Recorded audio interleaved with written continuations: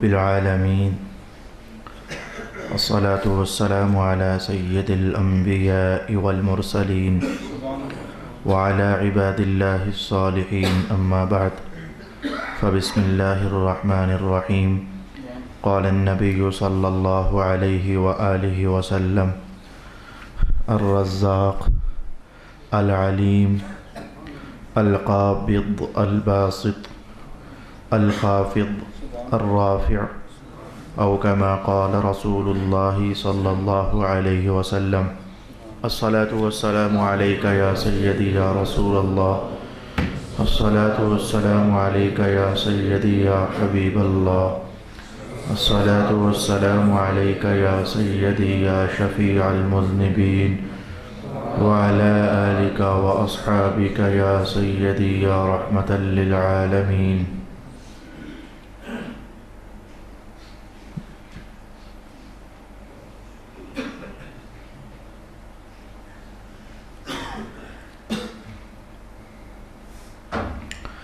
رسول پاک صلی اللہ علیہ وآلہ وسلم نے ارشاد فرمایا اللہ رب العالمین کا ایک اسم گرامی ہے الرزاق، اور فرمایا کہ اللہ کا ایک اسم گرامی ہے العلیم، اور فرمایا کہ اللہ کا ایک اسم گرامی ہے القابض، اور ایک اسم گرامی الباسط، اور ایک اسم گرامی الخافض، اور ایک اسم گرامی الرافع۔ آج کی نشست کے لیے میں نے 6 اسماء گرامی اللہ رب العالمین کے آپ کے لیے تلاوت کی ہے۔ آپ جانتے ہیں کہ یہ بحث جو چل رہی ہے سورہ طٰہٰ کے شروع کے حصص اور شروع کی آیات میں ایک آیت مبارکہ آئی تھی جس میں ارشاد کیا گیا تھا کہ اللہ تعالیٰ کے سارے نام مقدس ہیں اور بڑی شانوں والے ہیں۔ تو میں نے ارادہ کیا تھا اللہ کے حضور کہ اللہ تعالیٰ ہم سب کو سعادت اور توفیق عطا فرمائے۔ ایک بار ایسا ہو جائے کہ ہم اللہ تعالیٰ کے اسماء گرامی کا معنی ضرور سمجھیں اور ان اسماء گرامی میں جو معنوی اور روحانی لطافتیں ہیں ان لطافتوں تک رسائی کرنے کی کوشش کریں۔ اس سلسلے میں ہمارا سبق بڑھتے بڑھتے آج ہم جو پہلا اسم گرامی اس نشست میں سمجھیں گے وہ ہے الرزاق۔ الرزاق، رازق، رزق، یہ لفظ سنا ہوا ہے، رزق، رازق، واللہ خیر الرازقین، اللہ تعالیٰ بہت بہتر رزق عطا فرمانے والا ہے۔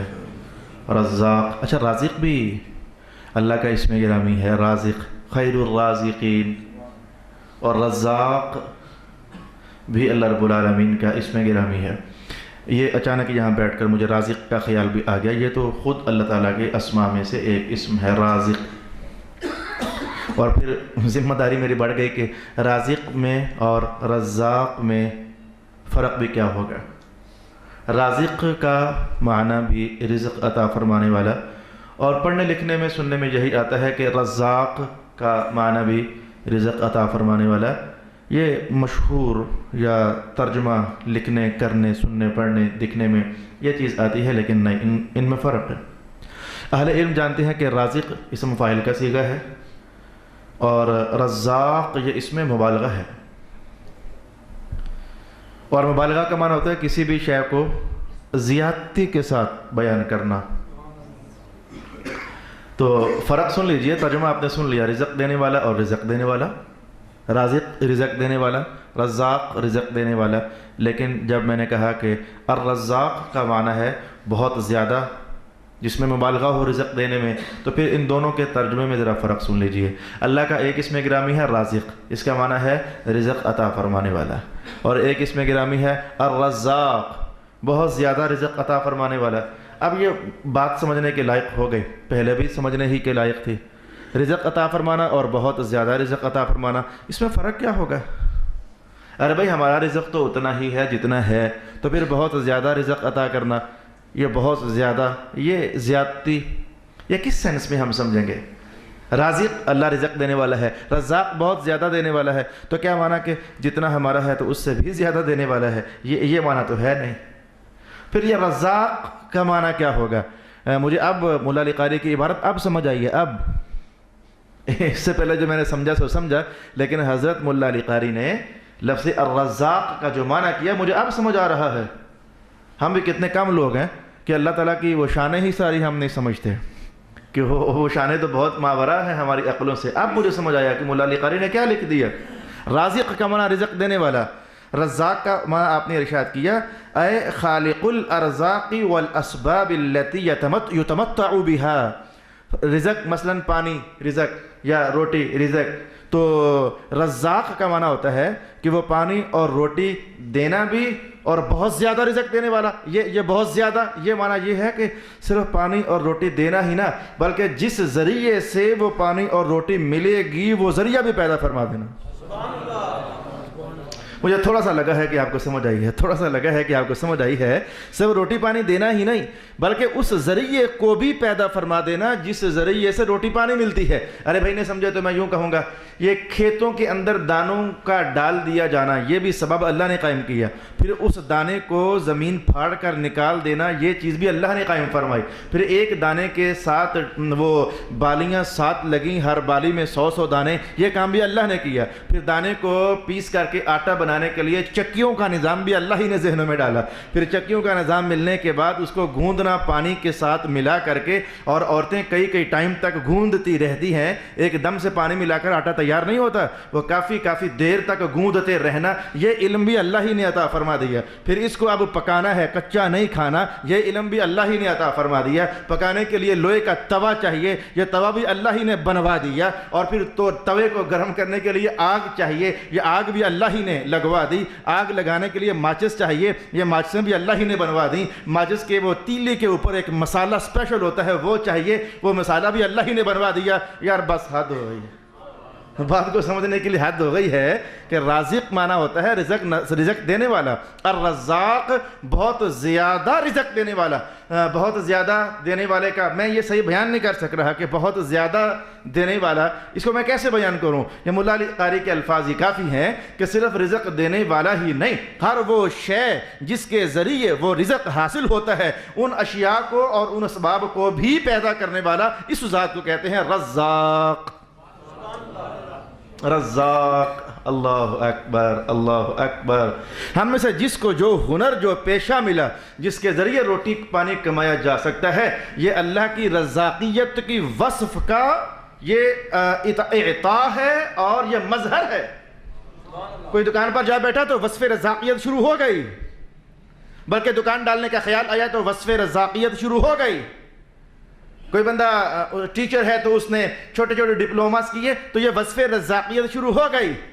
کسی نے لکڑی تراش کر کے تو رزق کمانا چاہا، یہ لکڑی پھر یہ آرے اور پھر یہ آریاں اور پھر یہ تیشے اور پھر یہ ہتھوڑیاں، یہ وصف رزاقیت کا اظہار شروع ہو گیا۔ اللہ اکبر۔ یہاں تک تو میں صرف معنی بیان کر سکا رزاق کا، اور رازق اور رزاق میں مختصر سا فرق بیان کر سکا۔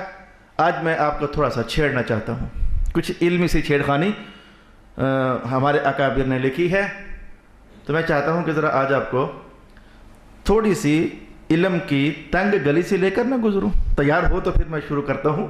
مشکل مرحلہ ہے یہ، ایک علم کا مشکل محلہ ہے، اتنا مشکل محلہ کہ قاضی بیضاوی جیسا بندہ چھیڑتا ہے اسے۔ یہ قاضی بیضاوی نے یہ بحث پتہ کہاں کی ہے؟ سورہ بقرہ میں، آج کل چونکہ بچوں کو پڑھا رہا ہوں بیضاوی شریف، تو سورہ بقرہ میں پہلی آیت ہی ہے بسم اللہ الرحمن الرحیم، الف لام میم ذالک الکتاب لا ریب فیہ ھدی للمتقین الذین یؤمنون بالغیب ویقیمون الصلاۃ ومما رزقناہم ینفقون۔ رزقناہم رزقنا، ہم نے رزق دیا، یہ رزقناہم پر قاضی بیضاوی نے بحث کی ہے۔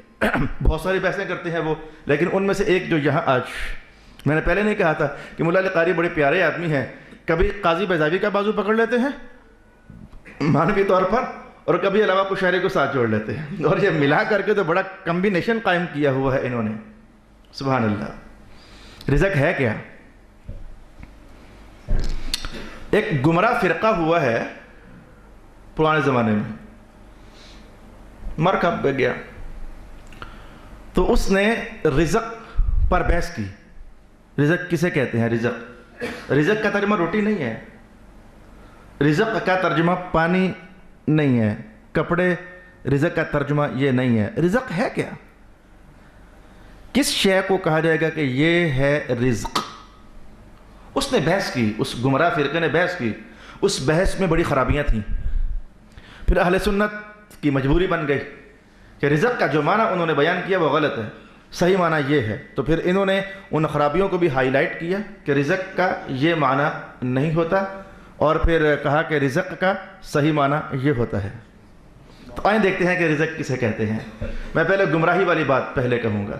بعض اوقات گمراہی والی بات پہلے کہو تو ہدایت والی بات جاننا آسان ہو جاتا ہے، اور یہ میرے پاس اس پر اچانک ذہن میں خیال بھی آ گیا کہ بعض اوقات گمراہی والی بات پہلے کرو نا تو بات کا، ہدایت والی بات کا سمجھنا آسان ہو جاتا ہے۔ ہمارا کلمہ کیا کہتا ہے؟ لا الہ، کوئی الہ ہے ہی نہیں ہے۔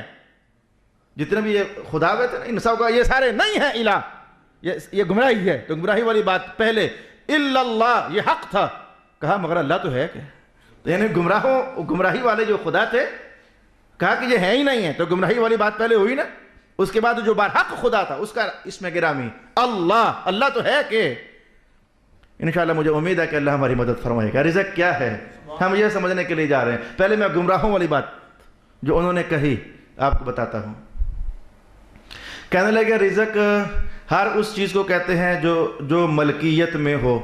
ارے بھائی، میرے اچانک اللہ کی طرف سے ذوق بن گیا گھر ہی سے کہ آج میں یہ بحث بھلا کروں گا، تو کوشش کرنا کہ یہ ضائع نہ ہو جائے۔ آخر یہ ابحاث ہمارے دین کی ہیں تو ہم نے ہی سمجھنی ہے، تو پھر زندگی میں ایک موقع بن گیا ہے تو پھر آپ کو بتا دیتا ہوں کہ رزق کیا ہوتا ہے۔ زندگی ہو گئی رزق استعمال کرتے کرتے، آج جان لیتے ہیں کہ رزق کہتے کسے ہیں۔ تو پہلے وہ بات کہنے لگا ہوں جو غلط ہے، پھر میں وہ بات کہوں گا جو صحیح ہے، اور پھر میں یہ بھی کہوں گا یہ اختلاف ہوا کیوں، یہ بھی کہوں گا، خیال میں آ گیا تو پھر یہ بھی کہوں گا۔ تو معتزلہ کہتے ہیں کہ رزق کسے کہتے ہیں؟ ہر اس چیز کو جو ملکیت میں ہو، جو ملک ہو، وہ رزق ہوتی ہے۔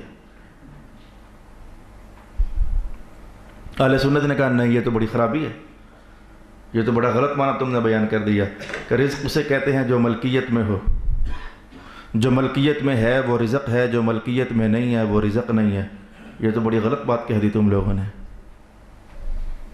یعنی معتزلہ کے بیان کا مطلب یہ ہوا کہ ممکن ہے کہ یہ جو بحث میں کر رہا ہوں سب لوگوں کے لیے لذیذ نہ ہو، لیکن جنہیں کوئی تھوڑی سی ٹھڑک ہے علم کی طلب، ان کے لیے تو انشاءاللہ وہ لذیذ ہے۔ تو معتزلہ گمراہ لوگ انہوں نے کہا کہ رزق جو شے بھی ملکیت میں ہوتی ہے وہ رزق ہوتی ہے، اور جو ملکیت میں نہیں ہوتی وہ رزق نہیں ہوتی۔ اہل سنت کہنے لگے نہیں، یہ بات نہیں ہے۔ اگر ملکیت کا نام رزق ہے تو ہم سب اللہ کی ملک میں ہیں، لیکن اللہ کا ہم رزق نہیں ہیں۔ اگر تم نے کہا کہ جو ملکیت ہوگی تو وہ مملوکہ چیز رزق ہوتی ہے، تو ہم سب للہ ما فی السماوات و ما فی الارض، جو کچھ بھی ہے سب اللہ کی مملوک ہے، تو ہم سب اللہ کی ملک میں ہیں، لیکن اللہ کے لیے رزق نہیں ہے۔ معتزلہ نے کیا کہا تھا؟ جو ملکیت ہوگی وہ رزق ہوگی، جو رزق ہوگا وہ ملکیت لازمی ہوگا، کچھ انہوں نے ایسا کہا۔ تو ایک تو ہم نے یہ خرابی پیش کر دی، ہم سب اللہ کے ملک میں ہیں لیکن اللہ کے لیے رزق نہیں ہے۔ اللہ رزق لینے سے، استعمال کرنے سے پاک ہے۔ تو جو ملکیت ہوگا وہ رزق ہوگا، جو رزق ہوگا وہ ملکیت ہوگا۔ ہم کہتے ہیں کہ یہ جو رزق ہوگا وہ ملکیت ہوگا، یہ بھی خرابی ہے۔ جو ملکیت میں ہوگا وہ رزق ہوگا، اس میں بھی خرابی تھی، میں نے ابھی کہی ہم ملکیت میں تو ہیں لیکن ہم رزق نہیں، اور جو رزق ہوگا وہ ملکیت میں ہوگا، اس میں بھی خرابی ہے۔ اس میں خرابی یہ ہے کہ جتنے جانور استعمال کرتے ہیں چارے وارے، وہ رزق تو ہے ان کے لیے، پر وہ پٹھے، وہ چارے ان بکریوں کی ملکیت میں نہیں ہوتے۔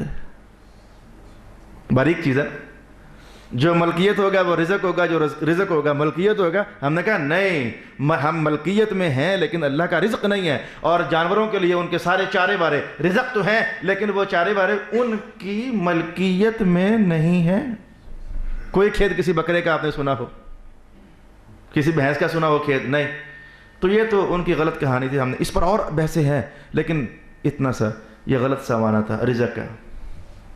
اہل سنت کہتے ہیں رزق کسے کہتے ہیں؟ هو المنتفع به، ہر وہ چیز جس سے نفع حاصل ہو وہ رزق، جس بھی چیز سے نفع حاصل ہو وہ رزق ہے۔ ہم سب سے اللہ کو کوئی نفع نہیں تو ہم رزق بھی نہیں۔ اچھا جی، ہم سب کو جس چیز سے نفع حاصل ہوتا ہے وہ رزق ہے۔ تو رزق کسے کہتے ہیں؟ جس سے نفع حاصل کیا جائے۔ وہ جو اعتراض ہم، اچھا تو جانوروں کو چارے سے نفع حاصل ہوا، تو ہم نے یہی کہا کہ جس شے سے بھی نفع حاصل ہوگا وہ رزق ہے۔ یہ کپڑے سے نفع حاصل ہوا، یہ رزق ہے۔ زبان سے بولنے والا نفع حاصل ہوا، یہ رزق ہے۔ آنکھ سے دیکھنے والا نفع حاصل ہوا، یہ رزق ہے۔ دل سے دھڑکنے والا، پمپنگ والا نفع حاصل ہوا، یہ رزق ہے۔ کانوں سے سننے والا نفع حاصل ہوا، یہ رزق ہے۔ روپیوں سے بہت سارے نفع حاصل ہوئے، وہ بھی رزق ہے۔ حتیٰ کہ ایک بندے نے دوسرے کی چوری کر کے روٹی تو کھا لی، وہ روٹی کھانے سے اسے نفع تو حاصل ہوا۔ چوری کی روٹی کھانے سے گناہ ہوا ہے، پر روٹی نے اپنا کام تو کر ہی دیا ہے نا۔ یہ چور لوگ، یہ میں اصل میں اس محلے میں داخل ہو گیا ہوں، آپ کو پتہ نہیں چلنے دیا کہ یہ جو اختلاف ہوا تھا معتزلہ کا، کہ وہ کہہ رہے تھے کہ رزق ملکیت شے کا نام ہوتا ہے، ہم کہتے تھے نہیں، رزق ہر وہ شے جو نفع دے اسے رزق کہتے ہیں۔ تو آخرکار جو نتیجہ نکلنا تھا نا، وہ میں وہاں حولے سے داخل ہو گیا ہوں، میں ایک دو جملوں میں کہتا ہوں۔ رزق ہم اہل سنت کے نزدیک، مسلمانوں کے نزدیک جو شے بھی نفع دے وہ رزق ہے۔ میں نے حلال طریقے سے روٹی کمائی، نفع تو مجھے ملا، روٹی نے اپنا کام کر دیا۔ میں نے حرام طریقے سے روٹی کمائی تو روٹی نے اپنا کام کر دیا۔ میں نے حلال طریقے سے کپڑے خریدے، کپڑوں نے اپنا کام نفع والا کر دیا۔ میں نے حرام طریقے سے کپڑے چوری کر کے تو پہن لیے، تو کپڑوں نے جو نفع دینا تھا وہ تو دے دیا۔ تو اہل سنت کے نزدیک حرام بھی رزق ہوتا ہے، اہل سنت کے نزدیک حلال بھی رزق ہوتا ہے، کیونکہ حلال سے بھی حرام سے بھی دنیا میں تو نفع حاصل ہوتے ہی ہے نا۔ وہ تو آخرت کا ستیہ ناش کر بیٹھا نا بندہ، نفع تو حاصل ہوا ہے نا۔ معتزلہ کہتے ہیں کہ حلال تو رزق ہوتا ہے لیکن حرام جو ہے یہ رزق نہیں ہوتا۔ یہ ان کی اگلی خرابی تھی، اس پر پھر بحثیں چلتی ہیں کہ جو تم نے یہ کہا ہے نا کہ حرام رزق نہیں ہوتا، ہم کہتے ہیں کہ حرام رزق ہوتا ہے۔ اس کے بعد پھر اگلی بحثیں ہیں، ان کے پاس کیا دلائل ہے کہ جو حلال ہے وہ رزق ہے، جو حرام ہے وہ رزق نہیں۔ ہم نے کہا کہ جو حلال ہے وہ بھی رزق ہی ہے اور جو حرام ہے وہ بھی رزق ہی ہے۔ یہ پھر وہ اگلی بات میں آپ سے نہیں کہتا۔ آج میں نے آپ کو رزاق پر صرف اتنی بات بتائی کہ رزاق رزق سے بنا، اور رزق ہم مسلمانوں کے نزدیک کس شے کو کہا جاتا ہے؟ ہر وہ چیز جس سے نفع حاصل ہو اس چیز کو عربی زبان میں رزق کہا جاتا ہے۔ اب آپ کو وہ آیت سمجھ آ جائے گی جو سورہ بقرہ میں نے آپ کے لیے تلاوت کی۔ مولا کائنات نے کہا مما رزقناہم ینفقون، میرے بندے متقی بندے وہ ہیں کہ ہم نے جو بھی ان کو بصورت رزق دیا ہے وہ اسی میں سے ہمارے نام پر خرچ کرتے ہیں۔ نظر والا رزق ہمارے نام پر لگاتے ہیں، زبان والا رزق ہمارے نام پر خرچ کرتے ہیں، کانوں والا رزق ہمارے نام پر خرچ کرتے ہیں، روپیوں والا رزق ہمارے نام پر خرچ کرتے ہیں، جوانیوں والا رزق ہمارے نام پر خرچ کرتے ہیں۔ یعنی یہ جو کچھ بھی اللہ نے دیا وہ خرچ کرتے ہیں اللہ کے راستے میں، وہ ہوتے ہیں متقی لوگ۔ صلی اللہ علی حبیبہ محمد وآلہ واصحابہ اجمعین۔ رزق پر اللہ رزاق ہے۔ رزق پر دوسری بحث یہ ہوگی کہ رزق دو طرح کا ہوتا ہے، ایک رزق ہوتا ہے جسموں کے لیے اور ایک رزق ہوتا ہے روحوں کے لیے۔ آج دن کو میں بوچیال گیا تو وہاں جو بحث بھی چل رہی تھی، میں نے ایک بڑا تلخ، بڑا مرچ و مسالوں والا جملہ لگا کر کے ان کو کہا اللہ گجر خان والوں کا بھلا کرے، وہ میری بات سن لیتے ہیں۔ وہ ماجرا یہ ہوتا ہے کیونکہ وہ بات میری ہوتی نہیں ہے، میں کوشش کرتا ہوں کہ جو کچھ اللہ پاک ارشاد فرمائے، جو کچھ رسول اللہ پاک ارشاد فرمائے تو میں وہی کچھ لوگوں سے کہہ دوں۔ اور میرے پاس ہے بھی کیا کہنے کے لیے، نہ میں محقق، نہ میں مدقق، نہ میں مفسر، نہ میں دانشور، کچھ بھی نہیں، تو سن لیتے ہیں کڑوی کڑوی۔ میں نے اس موقع پر لوگوں سے کہا لوگوں تم کمائی صرف روپیے کو سمجھتے ہو، تمہیں شرم نہیں آتی؟ ماحول کچھ بنا ہوا تھا گفتگو کا، قرآن پاک کا ایک آیت ایسی تھی جس میں جلال ہی جلال تھا۔ میں نے کہا تمہیں شرم نہیں آتی ہے کہ تم صرف روٹی کو کمائی سمجھتے ہو، کپڑے کو کمائی سمجھتے ہو، روپیے کو کمائی سمجھتے ہو؟ یہ اللہ کی خوشنودی اور رضامندی کیا یہ کمائی نہیں ہے تمہارے نزدیک؟ قبر بچ جائے عذابوں سے کیا یہ کمائی نہیں ہے تمہارے نزدیک؟ جنت میسر ہو جائے تو کیا یہ کمائی نہیں ہے تمہارے نزدیک؟ جس بڑے مقصد کی خاطر حسین پاک نے کنبہ قربان کروا دیا، کیا وہ کمائی نہیں ہے تمہارے نزدیک؟ پاگل ہو گئے ہو تم، صرف روپیے کو کمائی سمجھتے ہو۔ یہ جو روحانی نعمتیں ہیں یہ بھی کمائی ہے۔ تو وہی بات میں کہہ رہا ہوں کہ رزق دو طرح کا ہے، جسمانی رزق اور روحانی رزق۔ رسول اللہ علیہ السلام کی وہ جو حدیث شریف ہے، جو رمضان آتا ہے تو سنتے ہو کہ رمضان میں اللہ رزق بڑھا دیتا ہے۔ وہ رزق جسمانی بھی ہوتا ہے، روحانی بھی ہوتا ہے۔ آپ نے دونوں رزق بڑھتے دیکھے ہوں گے۔ جسمانی رزق ہر شام تمہارے دسترخوان پر 25 نعمتیں پڑی ہوتی ہیں، یہ جسمانی رزق تھا۔ حضور نے کوئی ایک رزق تھوڑا کہا کہ اللہ یہ بڑھاتا ہے، یہ نہیں کہا، جو رزق ہوتا ہے اللہ بڑھا دیتا ہے۔ وہ جسمانی بھی تھا، روحانی بھی تھا۔ تو رمضان میں نعمتیں جسمانی طور پر آپ کھاتے زیادہ ہو، بڑھ گیا نا، تو رمضان ہی میں وہ جو روحانی رزق ہوتا ہے اللہ وہ بھی بڑھا دیتا ہے۔ جو سال مسجد میں نہیں آتے تو وہ بھی صافے رکھ کر ہاتھ باندھے کھڑے نظر آتے ہیں۔ ویسے فجر کو آپ شاید تہجد کے لیے کبھی نہ اٹھتے ہو، لیکن رمضان میں روحانی رزق بڑا ہوتا ہے، ہر شب تہجد کے وقت اٹھے ہوئے ہوتے ہو۔ ویسے پتہ نہیں قرآن فجر پڑھ کے تو پڑھنا نصیب ہے کہ نہیں، لیکن رمضان میں ہر صبح فجر کے بعد قرآن کھل کر مساجد آباد نظر آتی ہیں۔ پتہ نہیں 2 وعد نفل زیادہ پڑھنے نصیب ہے کہ نہیں، لیکن رمضان میں 20 رکعتیں زیادہ پڑھ لیتے ہو، 5 ختم قرآن کر لیتے ہو۔ سمجھ آئی ہے کہ رزق جسمانی بھی ہوتا ہے اور رزق روحانی بھی ہوتا ہے۔ اس لیے کچھ شاعری کہتے ہیں کہ ایک بار ایک صاحب نظر سے پوچھا گیا، ایک بار پوچھا گیا، قال القشیری قیل لعارف، کسی عارف سے پوچھا گیا، ایش القوت، آج کل کیا رزق چل رہا ہے؟ قوت رزق، روٹی پانی رزق، آج کل کیا رزق چل رہا ہے؟ ایش القوت، فقال ذکر الحی الذی لا یموت، اس نے کہا آج کل ہمارا گزارا اس رزق پر چل رہا ہے، اس رب کو یاد کرتے ہیں جو زندہ ہے کبھی نہیں مرتا، اس کو یاد، ذکر الحی الذی لا یموت، اسی کی یاد میں ہمارا گزارا چلتا ہے، جو حی ہے لا یموت ہے، کبھی اس پر موت طاری نہیں ہوتی۔ میں نے کہا اہل نظر روحانی رزق کے زیادہ دل دادا ہوتے ہیں، ہم اہل دنیا جسمانی رزق کے زیادہ دل دادا ہوتے ہیں۔ لیکن آپ کم از کم قرآن پاک کی مجلس میں آنے والے ہو، تمہیں واسطہ ہے اللہ رب العالمین کا، صرف روٹیوں پانیوں کو رزق نہ سمجھا کرو، صرف جسم ہی کے لیے کمائیاں نہ کیا کرو، کچھ وقت اپنا آخرت کے لیے بھی لگاؤ۔ وہ آخرت کی کمائیاں ہیں، وہ آخرت کا رزق ہے، وہ قبر کا رزق ہے، وہ میدان حشر کا ذکر ہے، رزق ہے، اور وہ تمہاری روحوں کا رزق ہے۔ اپنے بھوکے جسم کے لیے تم نے 18 گھنٹے بھی محنت کی ہے، لیکن اپنی چیخیں مارتی ہوئی روح کے لیے کبھی کچھ کیا؟ وہ بھی اندر تڑپ رہی ہے، آوازیں مار رہی ہے، او خدا کے بندو کچھ میرے لیے بھی تو کمائی کر لو۔ سانس بند ہوا تو جسم کا جہان ختم ہوا، قبر میں پہنچے تو روح کا جہان شروع ہو گیا، مجھے کچھ وہاں چاہیے، کچھ وہاں کی تیاری بھی تو کر لو۔ آواز تھی، میں نے کہہ دی، علم کا ایک لیسن گزر گیا، میں نے کہہ دیا، خوش بخت ہے وہ انسان۔ میں کہوں گا قرآن حکیم نے بھی یہ کہا، میں اس کا اشارہ آپ کے سامنے لاؤں۔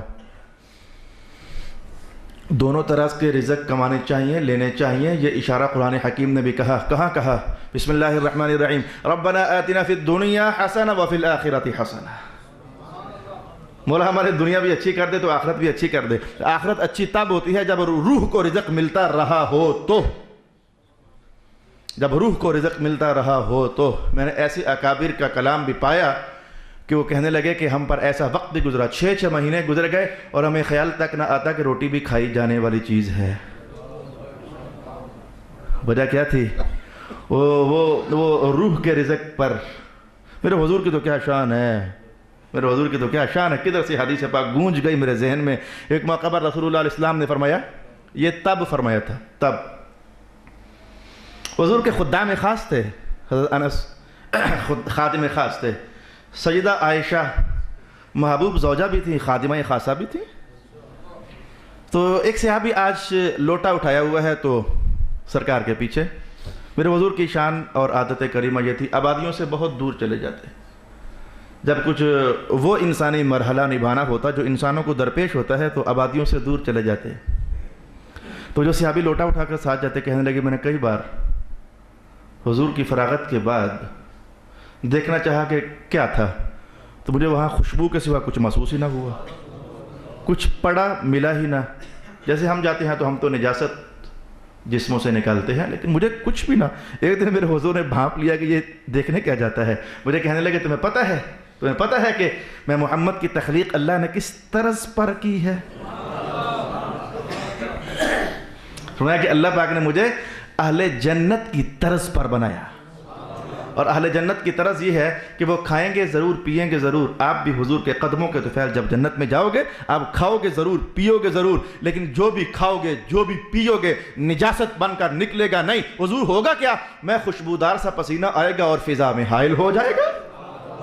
تو مجھے اللہ نے اہل جنت کی طرز پر بنایا، اور اہل جنت میں جو بھی کھائیں گے، بھوک لگے گی اس لیے کھائیں گے؟ جی نہیں. پیاس لگے گی اس لیے پیئیں گے؟ جی نہیں. میرے حضور نے کہا جنت میں جو کچھ بھی کھانا ہے وجہ بھوک اور پیاس نہیں ہوگی، وجہ لذت ہوگی.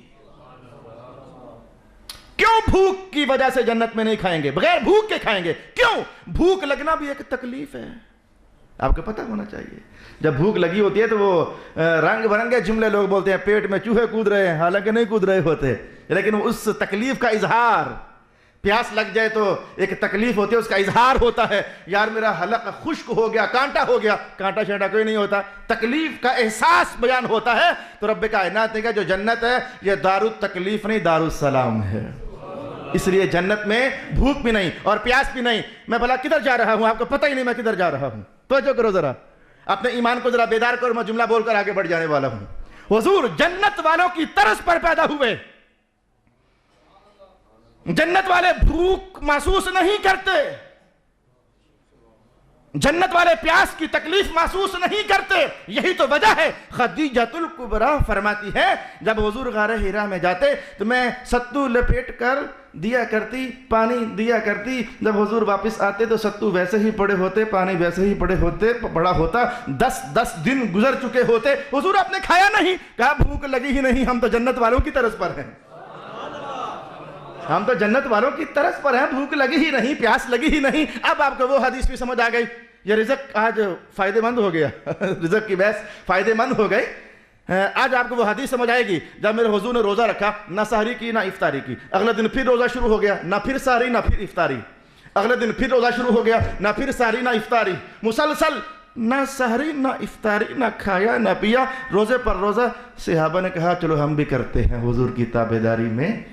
2 دن گزرے تو چہرے کمزور ہو گئے. حضور نے پوچھا کیا ہوا؟ کہا حضور جو آپ نے کرنا چاہا ہم نے بھی ویسا کرنا چاہا. تب حضور نے یہ جملہ بولا، تم میں سے میری طرح ہے کون؟ ایکم مثلی، تم میں سے میری طرح ہے کون؟ حضور آپ کیسے ہیں؟ ہم تو اہل جنت کی طرز پر ہیں، ہمیں نہ بھوک لگے نہ پیاس لگے. حضور پھر کھاتے کیوں ہو؟ یہ بھی ایک سوال ہے. میرے حضور جب آپ کو نہ بھوک لگتی ہے نہ پیاس لگتی ہے تو پھر کھاتے کیوں ہو؟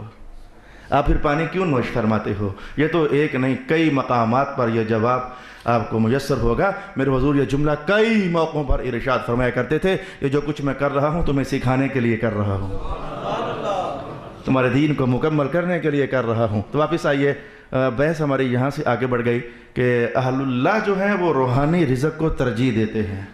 ان کی پیاس ہی نہیں مکتی جب تک وہ روحانی رزق حاصل نہ کر لیں. تو پوچھا کسی سے اشرقوت آج کل کیا رزق چل رہا ہے؟ تو کہنے لگا ذکر الحی الذی لا یموت. آج کل اس ذات کا ذکر ہی رزق بنا ہوا ہے جو زندہ ہے اور کبھی بھی مرتی نہیں ہے. اللہ اکبر، اللہ اکبر. چلیں بھائی اتنا ہی گزارا چلاتے ہیں. آگے ایک وصف اور آ رہا ہے، شاید وہاں جا کر یار اللہ تعالیٰ کی رزاقیت پر بحث نہ کیا کرو، صبر بھی کرنا سیکھو. کچھ اللہ تعالیٰ کے معاملات اپنے ہیں، اس کی شانیں اپنی ہیں. ایک بار میں نے اپنے استاد محترم سے یہ سبق پڑھا، حضرت پیر علامہ سید ریاض حسین شاہ صاحب سے. میں حدیث پڑھنے کے لیے گیا تو بحث چلی. تو پھر بعض کا جب بحث بڑھتی ہے تو اللہ والوں ایسا ہوتا ہے واردات ہو جاتے ہیں کسی بھی استاد کے لیے. وہ گھر سے پڑھ کر نہیں آیا ہوتا لیکن دماغ کسی طرف چلا جاتا ہے اور وہ میچنگ ہو رہی ہوتی ہے ان دونوں باتوں کی آپس میں، تو بیان شروع ہو جاتا ہے. تو استاد محترم فرمانے لگے کہ ایک بار حضرت شیخ عبد القادر جیلانی رضی اللہ عنہ کی بارگاہ میں ایک مست ملنگ درویش اہل نظر اہل دل آیا، ملاقات ہوئی. جب واپس پلٹنے لگا تو بابا جی نے کہہ دیا کہ خالی ہو گیا ہے بیچارہ. یہ جملہ بول دیا، خالی ہو گیا ہے بیچارہ. شیخ کے صاحبزادہ والا شان تشریف فرما تھے، فوراً بات سمجھ گئے کہ یہ کیا خالی ہو گیا ہے، پیچھے چل پڑے. جدھر یہ جاتا ہے تو میں پیچھے جاتا ہوں، جا کر پوچھتا ہوں کیا ماجرا ہوا. چلتے چلتے جنگل میں تو پوچھا یار وہ کیا ہوا ہے آپ کو؟ ابا جی کہہ رہے تھے کہ آپ خالی ہو گئے. کہا اچھا خالی ہو گیا؟ آنکھ بند کر کے چیک کیا تو کہتا ہو بچا ہی کچھ نہیں ہے میرے پاس، تو باقی میں خالی ہو گیا، میرے پاس کچھ بچا ہی نہیں ہے. ہماری گندم والی پیٹی خالی ہوتی ہے تو بھی جیسے پتہ لگ جاتا ہے نا، تو اہل اللہ کو بھی پتہ لگ جاتا ہے جب روحانی معاملات میں کچھ وہ خالی سا ہو جاتا ہے، پتہ لگ جاتا ہے. ہمارے پیٹ والی ٹینکی جب فارغ ہو جائے تو اس کا خالی ہونا محسوس ہوتا ہے نا. تو اہل اللہ کا دل بھی، داتا علی حجویری فرماتے ہیں کہ ایک بار مجھ پر انقباض طاری ہوا تو میں نے ہر ٹوٹکا آزمایا روحانی، لیکن وہ دل کا انقباض ختم نہ ہوا. تو میں اسی خیالوں میں گم کہیں جا رہا تھا تو کسی چھپڑے کے نیچے سے گزرا، تو وہاں یہ کشف المحجوب کے اندر پڑھو جا کر، کسی چھپڑے کے نیچے سے گزرا نا تو وہاں کچھ درویش بیٹھے ہوئے تھے. انہوں نے کیلے کھائے تو چھلکے مجھ پر پھینکے، انہوں نے کیلوں کے چھلکے مجھ پر پھینکے تو میرا وہ انقباض ٹوٹ گیا. میرا معاملہ ٹھیک ہو گیا. جس ماجرے کو ٹھیک کرنے کے لیے میں کدھر گھوم رہا تھا، انہوں نے کیلوں کے چھلکے مارے نا، میرا وہ ماجرا ٹھیک ہو گیا. تو یہ اہل اللہ کو پتہ چل جاتا ہے کہ خالی ہونا یا نہ ہونا، بھر جانا یا کچھ مل جانا، یہ پتہ چل جاتا ہے. تو کہا ابا جی نے کہا آپ خالی ہو گئے ہو، کیا ہوا؟ کہا اچھا خالی ہو گیا ہوں.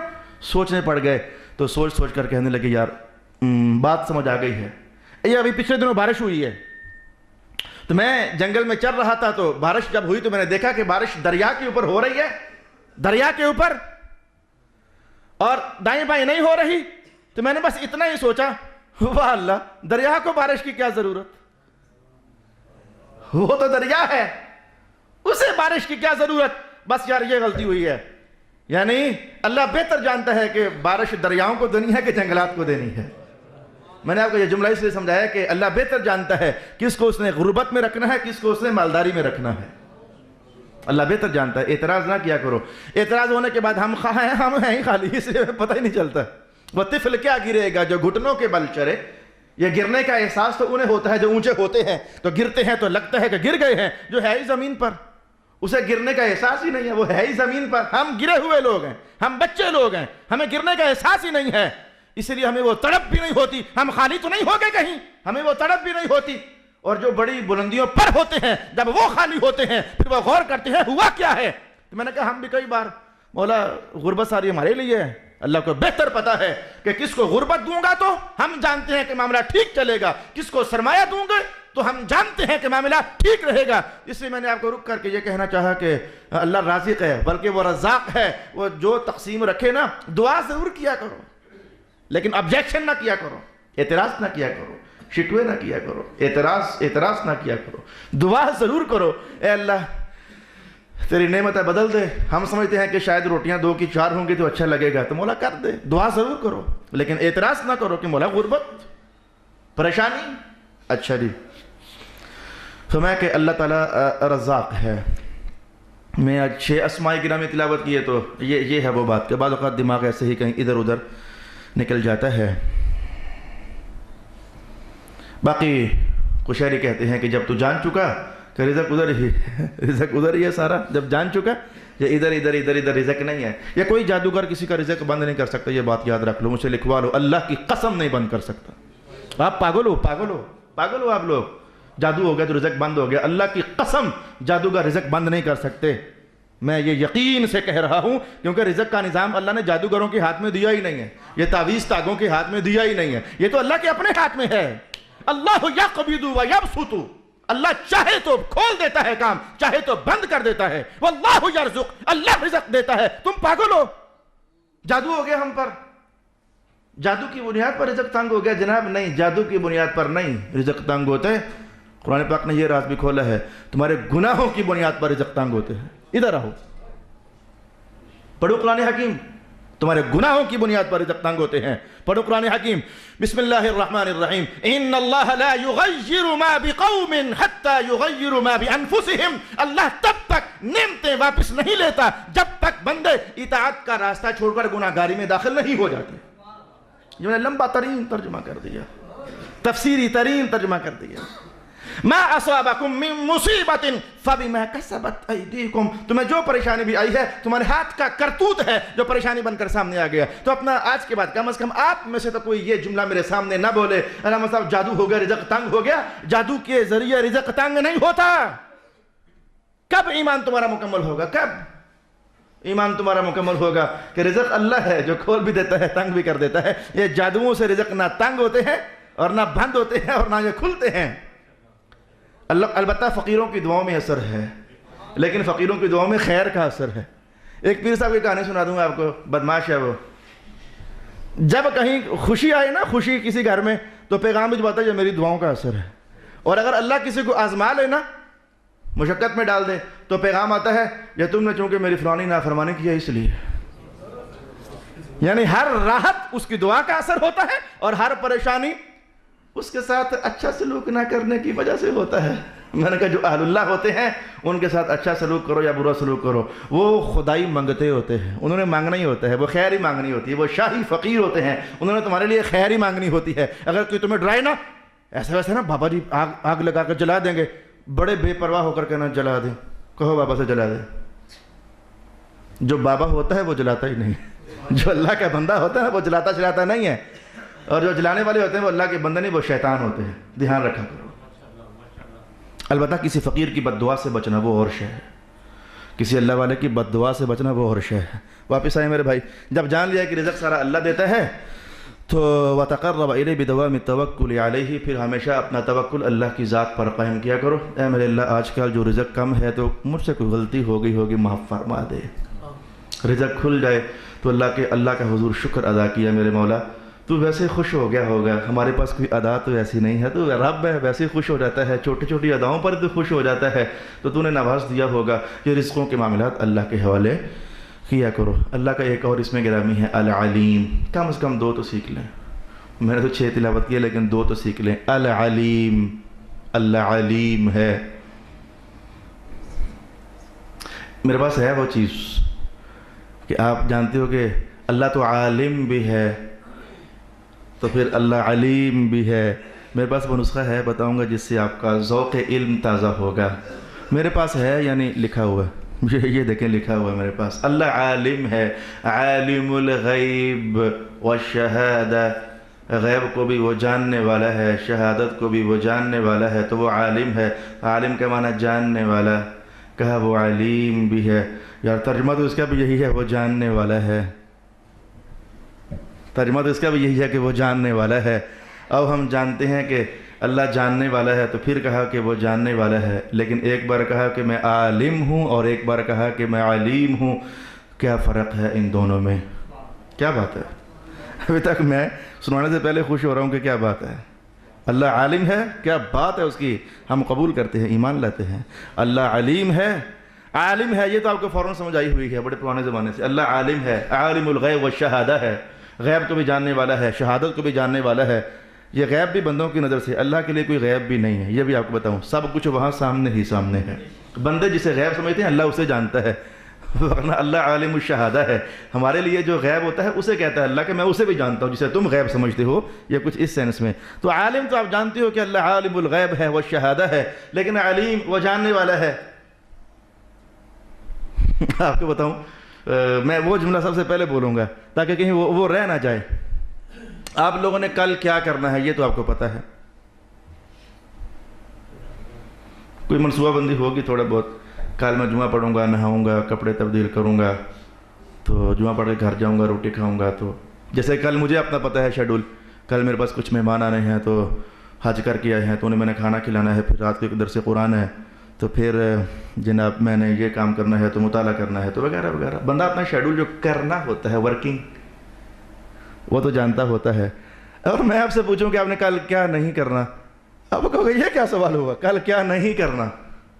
یہ آپ نہیں جانتے کہ آپ نے کل کیا نہیں کرنا.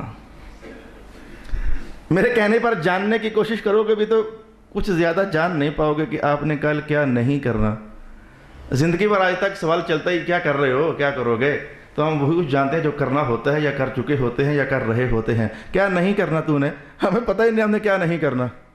یہ بندہ کرنا جو کچھ ہے اسے تو جانتا ہوتا ہے، لیکن جو کچھ نہیں کرنا ہوتا ہم اسے نہیں جانتے ہوتے. اگر جانتے بھی ہیں تو بہت کم، کبھی کبھی، بہت کبھی کبھی جانتے ہوتے ہیں کہ ہم نے کیا نہیں کرنا. تو سمجھ آئی کیا کرنا ہے تو نے؟ یہ سوال بھی آسان، جواب بھی آسان. پہلے سے ذہن تیار ہے کیا کرنا ہے، ذہن میں فیڈ اپ ہوتا ہی وہ ہے جو کرنا ہوتا ہے. تو کیا نہیں کرنا تم نے؟ آپ کے پاس کوئی جواب ہی نہیں ہے. ہم نے کیا ہے جو نہیں کرنا؟ ایک دم سے نہیں سمجھ آتی کہ کیا نہیں کرنا. چلیں آپ کے لیے مسئلہ آسان ہو جائے گا. اللہ عالم الغیب والشہادہ ہے، یہ معنی سمجھ آ گیا. اللہ علیم ہے، اس کا ترجمہ میں اب صحیح کرنے لگا ہوں. کچھ زیادہ ہی جاننے والا ہے. یہ لفظ ہے کچھ زیادہ ہی، یہ بھی مجبوری کے تحت کیا. اللہ بہت زیادہ جاننے والا ہے. کیا معنی بہت زیادہ جاننے والا ہے؟ کہا کہ جو اللہ نے کرنا ہوتا ہے اللہ اسے بھی جاننے والا ہے، اور جو نہیں کرنا ہوتا ہے اسے بھی جاننے والا ہے. علیم، جو نہیں کرنا ہوتا اللہ اسے بھی جاننے والا ہے. کئی بار ہم کہتے نہیں ہیں کہ مولا، ایک بار ایک صاحب کہنے لگے علامہ صاحب میرے پیپر ہیں، دعا کرو کہ میں پاس ہو جاؤں. تو میں نے کر دی. اگر تو اس نے پاس ہونا تھا تو اللہ کو پتا تھا کہ اس نے پاس ہو جانا ہے، اور اگر نہیں نہ پاس ہونا تھا تو اللہ کو یہ بھی پتا تھا کہ اس نے نہیں پاس ہونا ہے. تو جو ہونا ہوتا ہے اللہ اسے بھی جانتا ہے، اور جو نہیں ہونا ہوتا اللہ اسے بھی جانتا ہے. تو لگ گیا پتا کہ اللہ عالم ہے اور اللہ علیم ہے. جو ابھی نہیں ہونا ہوتا ہے اللہ اسے بھی جان رہا ہوتا ہے. یہ میں آپ کے سامنے پڑھ دیتا ہوں، بلکہ ابھی کچھ اور باقی ہے، ابھی کچھ اور باقی ہے، میں وہ بتاتا ہوں آپ کو. وَيَعْلَمُ مَا كَانَ وَمَا لَا يَكُونُ مِنَ الْجَائِزَاتِ، اللہ وہ بھی جانتا ہے جو ہونے والا ہے، اور وہ بھی جانتا ہے جو نہیں ہونے والا ہے. اللہ وہ بھی جان رہا ہوتا ہے. اور صرف اتنا ہی نہیں، اور میں بتاؤں کہ اللہ علیم ہے. ایک اور پہلو ہے بتاؤں. ہمارے پنجاب میں سیانے لوگ کہتے ہیں کہ 2 کام ایسے ہیں بس شروع کر دیا کرو. ان کا لہجے کو اسٹائل ایسا، او چھوڑو یار شروع کر دو اللہ مدد بھیجے گا. 2 کام کون سے ہیں؟ مسجد بنانی ہو تو کہتے ہیں، کئی بار لوگوں نے کہا علامہ صاحب ہم نے جب مسجد کا کام شروع کیا تو 850 روپے میری جیب میں تھے، تو اور یہ دیکھو اللہ کا یہ عظیم الشان گھر بنا ہوا ہے. یہ جملے میں نے کانوں سے سنے.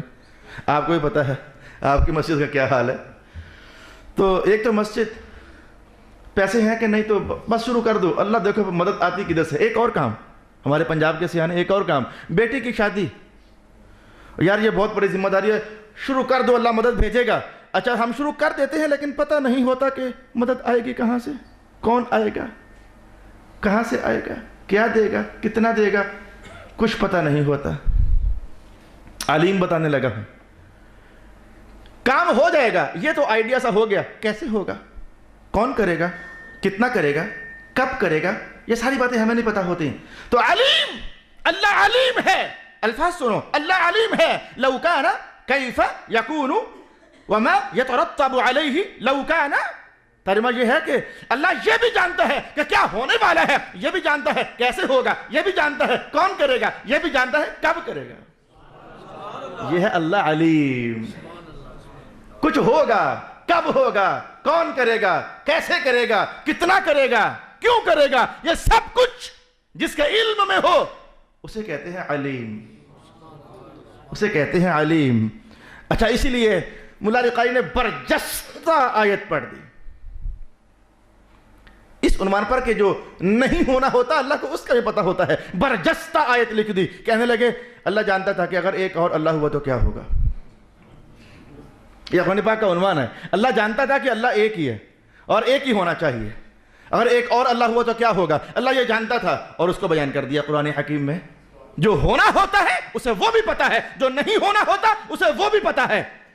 تو نہیں ہونا تھا کیا، ایک اور اللہ نہیں ہونا تھا، ایک اور اللہ نہیں ہونا تھا. اللہ کو اس کا بھی پتا تھا. اچھا اگر ایک اور اللہ ہو جاتا تو کیا ہوتا، اسے وہ بھی پتا تھا، اسے وہ بھی پتا تھا ایک اور اللہ نہیں ہونا.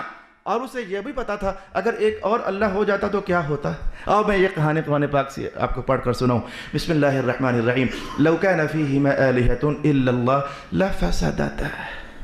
رب کائنات نے ارشاد فرمایا کہ ہم جانتے ہیں، ہم علیم جو ہوئے ہم جانتے ہیں ہمارے سوا اگر ایک اور الہ ہو جاتا، صرف ایک اور. ہمارے ساتھ ایک کی بھی گنجائش نہیں. مکہ والوں نے 360، ہمارے ساتھ تو ایک کی بھی گنجائش نہیں. اگر ہمارے علاوہ ایک اور الہ بھی ہو جاتا تو پتہ ہے کیا ہوتا، یہ زمین و آسمان بچتے نہ، لڑائیاں ہو چکی ہوتی ہیں. ایک کہتا ہے بارش برسانی ہے، ایک کہتا ہے نہیں برسانی۔ ایک اللہ والے کے پاس کچھ لوگ آئے، بابا جی دعا کرو بارش نہ ہوئے، وہ فصلیں کٹی نہیں ہیں، کہا مولا بارش نہ ہو، دعا کر دی۔ دوسرے آئے تو کہنے لگے بابا جی دعا کرو بارش ہو جائے، ہمارا فلانا کام رکا ہوا، کہا مولا بارش کر دے۔ اب اللہ والوں نے دعائیں کرنی ہوتی ہے، فیصلہ تو وہی چلنا ہے جو ادھر سے، لیکن اگر دو الہ ہوتے تو ایک کہتا بارش نہیں ہونی چاہیے، دوسرا کہتا بارش ہونی چاہیے، ہو جاتی لڑائی۔ اور جب ماں باپ کی لڑائی ہو جائے تو گھر آپ کو پتہ ہے کہ آگ بن جاتا ہے۔ صرف ماں باپ کی آپس میں لڑائی ہو جائے، بچوں کا کوئی پرسان حال نہیں رہتا۔ تو رب کائنات نے کہا ہمارے ساتھ اگر ایک بھی اور الہ ہوتا تو لڑائیاں تھیں، فسادات تھے، نہ زمین بچتی نہ آسمان بچتا۔ لو کان فیہما آلہۃ الا اللہ۔ لو بھائی اس دلچسپ جملے پر ہم بات ختم کریں، اللہ علیم ہے، اس دلچسپ جملے پر بات ختم کریں۔ دلچسپ میں نے اس لیے کہا کہ دلچسپ ہے اس لیے، اور یہ دلچسپ جملہ کون لا رہا ہے؟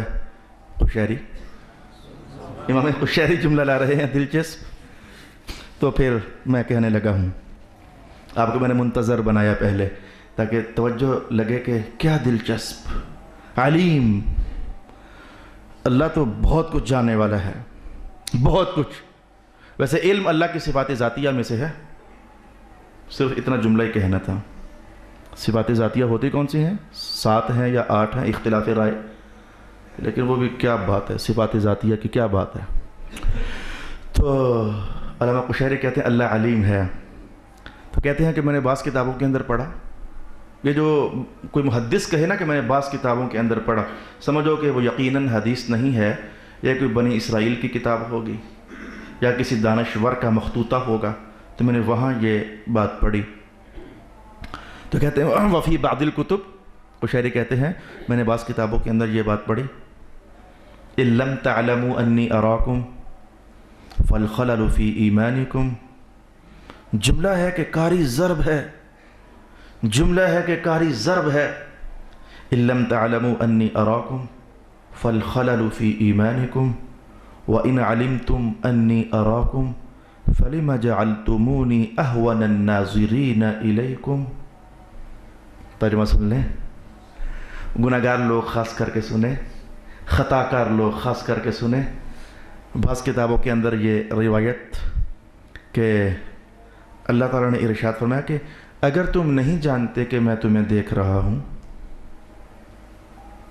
اگر تم نہیں جانتے کہ میں تمہیں دیکھ رہا ہوں تو تمہارا ایمان ہی خراب ہے۔ تمہارے ایمان میں یہ بات ہونی چاہیے تھی کہ میں تمہیں دیکھ رہا ہوں۔ اگر تم نہیں جانتے کہ میں تمہیں دیکھ رہا ہوں تو تمہارے ایمان میں خلل ہے، فالخلل فی ایمانکم۔ لو بھی جملہ آ گیا، جملہ آ گیا، اگر تم نہیں جانتے کہ میں تمہیں دیکھ رہا ہوں تو تمہارے ایمان میں نقصان ہے، اور اگر تم جانتے ہو کہ میں تمہیں دیکھ رہا ہوں، جملہ اب آیا، اگر تم جانتے ہو کہ میں تمہیں دیکھ رہا ہوں، اور الحمدللہ ہم جانتے ہیں، اپنا ایمان تو پہلے مضبوط کرو، الحمدللہ کہ ہم جانتے ہیں، اگر تم جانتے ہو کہ میں تمہیں دیکھ رہا ہوں تو جتنے بھی تمہیں دیکھ رہے تھے تم نے ہمیں ان سب سے کم درجے والا کیوں بنایا؟ تم نے ہمیں ان سب میں کم درجے والا کیوں سمجھا؟ تم نے شراب پینی تھی، چاچے سے بھی چھپ گئے، باپ سے بھی چھپ گئے، ماں سے بھی چھپ گئے، دوستوں سے بھی چھپ گئے، تمہیں پتہ تھا کہ وہ دیکھ رہے ہیں، تمہیں ان سے ڈر لگ گیا کہ وہ دیکھ رہے ہیں، اور تمہیں اگر پتہ ہے کہ میں بھی دیکھ رہا تھا تو تم نے مجھے ان سے بھی کم درجے میں رکھا کہ ان کے ڈر سے تم چھپ گئے، میرے ڈر سے کیوں نہیں چھپ گئے تھے؟ میں بھی تمہیں دیکھ رہا تھا۔ فَلِمَ جَعَلْتُمُونِي أَهْوَنَ النَّاظِرِينَ إِلَيْكُمْ، تم نے مجھے کم درجے میں کیوں سمجھا؟ تم تو اس لیے چھپنا چاہتے تھے نا کوئی دیکھے نا، تم تو اس لیے چھپنا چاہتے تھے نا، تو تم نے اس موقع پر یہ کیوں نہ جان لیا کہ جس کے بارے میں ایمان رکھتا ہوں کہ وہ بھی دیکھ رہا ہے، ذرا اس سے بھی تو چھپ جایا جائے۔ اسی لیے ایک فقیر بندے نے جملہ بولا اور خوبصورت بولا، کہنے لگے گناہ کر لو، اور دھیان رکھنا ذرا اوکھی بات ہے، گناہ کر لو پر وہاں جا کر جہاں تمہیں کوئی بھی نہ دیکھے۔ یہ تو معنی یہی ہوا کہ نہ ہی کرو، کوئی جگہ ایسی ہے ہی نہیں کہ جہاں کوئی بھی نہ دیکھے۔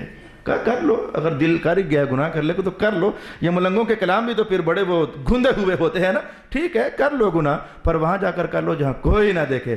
ایسی جگہ کوئی میسر ہی نہیں ہوگی.